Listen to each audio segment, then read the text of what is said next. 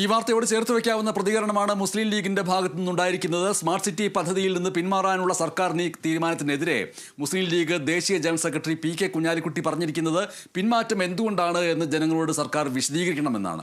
പദ്ധതിയുടെ കാര്യത്തിൽ സർക്കാർ കാര്യക്ഷമത കാണിച്ചില്ല എന്നും പി.കെ. കുഞ്ഞാലിക്കുട്ടി പറഞ്ഞു. സ്മാർട്ട് സിറ്റിയെ ഞെക്കി അവസാനം ഇപ്പോൾ കൊന്നു എന്ന് പറഞ്ഞാൽ മതിയല്ലോ.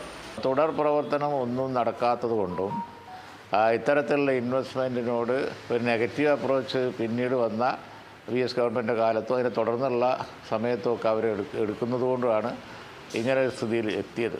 ഇപ്പോൾ എന്തായാലും ഒരു കാര്യം ഉറപ്പാണ്, ഇത് വളരെ വിചിത്രമായ ഒരു തീരുമാനമാണ്. ഞാൻ സർക്കാർ ഇതിൽ ഒരുപാട് കാര്യങ്ങൾ വിശദീകരിക്കേണ്ടതുണ്ട്. ഒരു വാർത്തയല്ലേ ഉള്ളൂ അവരെ കോമ്പൻസേഷൻ കൊടുത്ത് ഒഴിവാക്കുകയാണെന്നുള്ളത്. കേരളീയരോട് ഒരുപാട് മറുപടി പറയേണ്ട വിഷയങ്ങൾ അതിലുണ്ട്. ആ സ്ഥലം ഇത്രയും കാലം ഉപയോഗിക്കാൻ പറ്റിയില്ല, സമയത്ര പോയി, നമ്മുടെ കൂടെ ഉള്ളവരൊക്കെ എവിടെ എത്തി.